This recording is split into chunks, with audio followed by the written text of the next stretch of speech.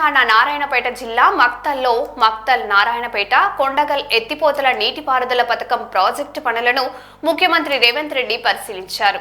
ఈ పర్యటనలో ఆయన ప్రాజెక్టు పురోగతిని సమీక్షించి అధికారులకు పలు సూచనలు చేశారు. ఈ ఎత్తిపోతల పథకం ద్వారా ఆయా ప్రాంతాలకు సాగునీరు అందించే లక్ష్యంతో పనులు జరుగుతున్నాయన్నారు.